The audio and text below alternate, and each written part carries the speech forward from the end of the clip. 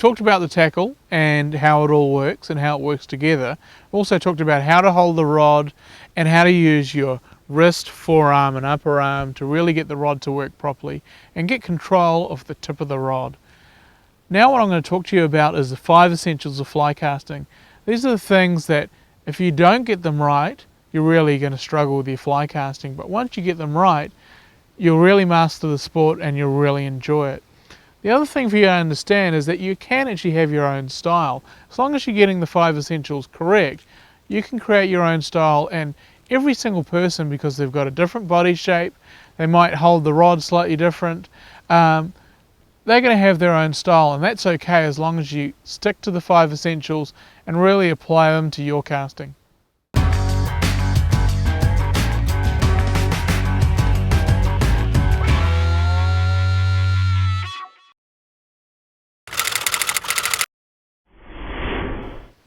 First of our 5 principles that we need to eliminate slack from the cast. So the first way we need to do that is often when we've got line on the water, the current will create some slack in it. Basically we've got loose coils, all those things. What we need to do is strip some line in, tighten it all up and make sure that slack's gone. The other thing we need to do is make sure that the rod tip's kept nice and low.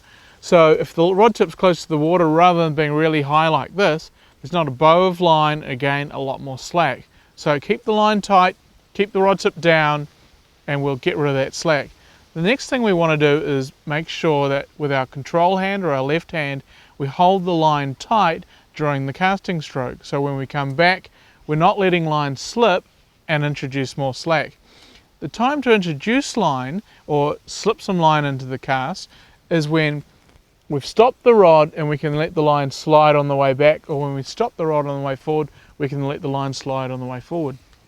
So by eliminating slack, we make sure that we've got plenty of energy coming from the rod into the line without it being dissipated.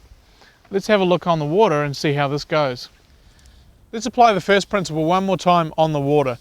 What we need to do is start with the rod tip low so there's no slack underneath the rod tip, and strip in any loose line. Then we can lift up and drop down again. When I lift up, the thing I do is I make sure that I'm holding onto the line tightly with my left hand or my control hand. And then the time to slip line, remembering, is after we stop at the top or after we stop on the way forward. So we're not slipping line throughout the stroke. And the key to that is that if we eliminate the slack coming into the system, we're able to efficiently load the rod with the weight of the line and we're not losing any energy throughout the stroke. Without slack in the system, we're able to apply our energy efficiently from our rod into our fly line.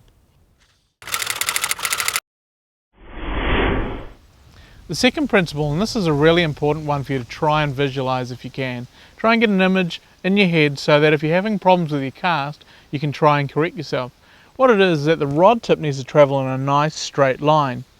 What happens when we first start fly casting is the rod tip tends to travel in a big open arc, and because of it we're throwing really wide loops with our rod tip. So those wide loops will create a lot of wind resistance and they won't travel very far. If we stick to the casting stroke that we started with a nice high rod tip which stops up high on the front and back cast, then we're going to keep our rod tip traveling in a straight line.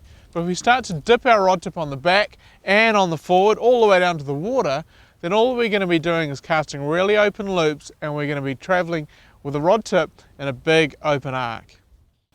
There's a third path that our rod tip can travel in. Remember, ideally our rod tip travels in a nice straight line.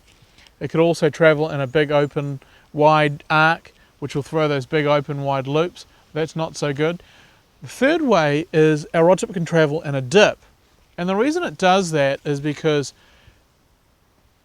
when we load the rod with the weight of the line, the rod actually dips down in height. And that's a normal thing. That's the only way that the rod tip actually travels in a straight line.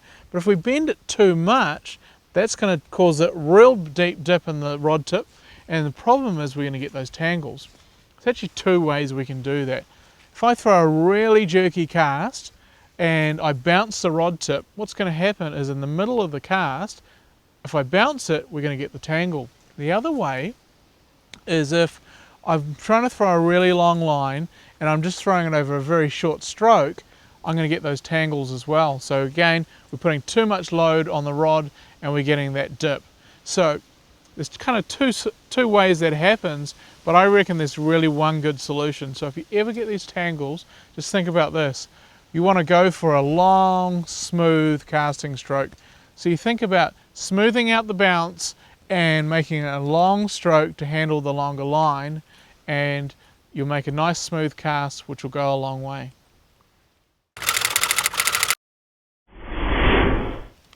The third principle is that we need to apply power into our casts smoothly. So what we should be doing is we should be accelerating, that means speeding up to a stop at the end. We talked about this a little bit when we talked about tailing loops, and the fact that if we have a really jerky stroke or a really poor application of power, we're going to bounce the rod tip and we're also going to cause those tailing loops. It's not just that we cause tailing loops, because sometimes it doesn't quite tail. What we can also do is, if we're bouncing the tip, so we're loading it and partially unloading it, we're actually losing energy in the cast. And if we're losing energy, then at the end of the cast it's not going to go as far as you really want it.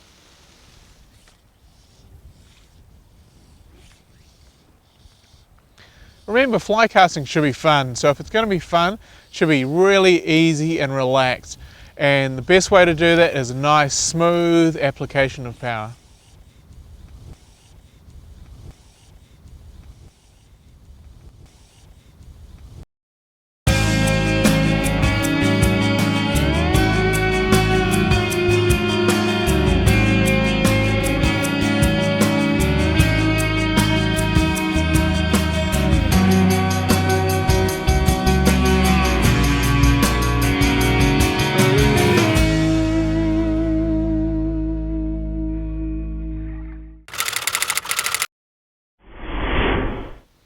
The fourth principle of fly casting is that we need to time the cast really well.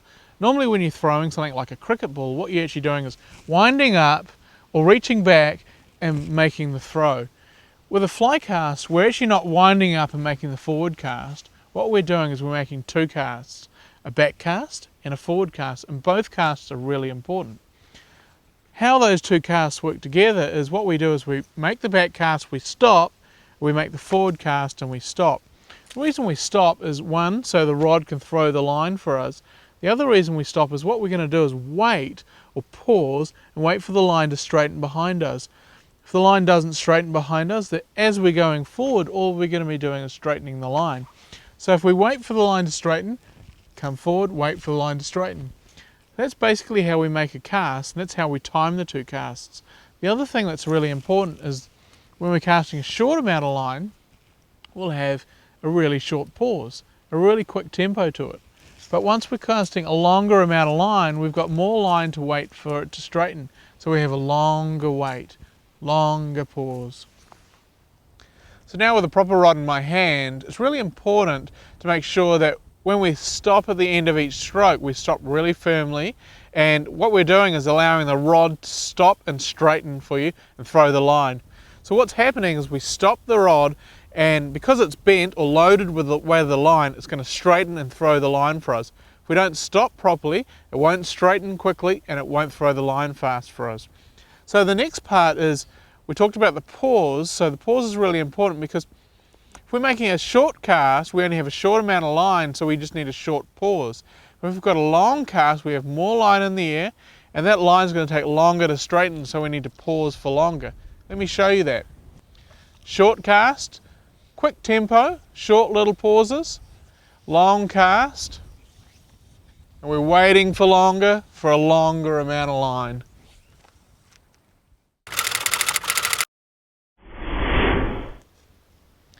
The fifth and final principle in fly casting is that the rod tip needs to travel on a longer stroke if we're making a longer cast. The easy way to explain it is a stroke is just like a piece of pie. So if we're making a really short cast, we have a really small piece of pie. If we're making a longer cast, we have a bigger piece of pie, so bigger movement of the rod. So let me show you that. If we're making a short cast, we just have a really short stroke. If we pull out a little bit more line and we go for a longer cast, I'm going to need a lot more energy, and I don't just go for more power. What I do is I go for a longer casting stroke or a longer movement of the rod tip. Remember, we talked about this a little bit when we talked about tailing loops. If we've got a lot of line and we try and throw a very short stroke, we're going to overpower the tip and bounce it, and we're going to get this tangle.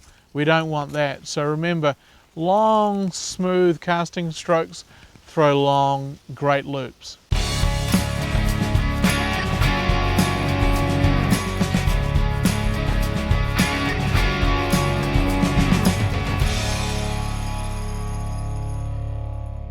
So remembering what we talked about, we said if we're making a short cast, we only need a short casting stroke. And if we're making a long cast, we're going to need a much longer casting stroke to apply our power really smoothly into the cast. So let me show you how that works. So short cast is just a short movement of the rod, and we drop it down. So we're casting longer and longer. As you watch, my casting stroke and my rod arm is actually moving longer and longer. So it's nice and smooth still, remembering we've got a longer pause, but we're making sure that our rod's traveling in a longer distance so we apply that energy well. If you stick to these 5 principles, you will become a good caster. The best thing you can do is now take this information, go out there and get on the grass and practice them. If you get onto the river, you tend to get really distracted, especially by the fish. So if you get, say, 15-20 minutes, stand on the grass, practice each essential at a time, create some what we call good muscle memory so you know how to do it. Then once you get back onto the river, you'll be able to make the cast you need to, and you'll really enjoy the sport.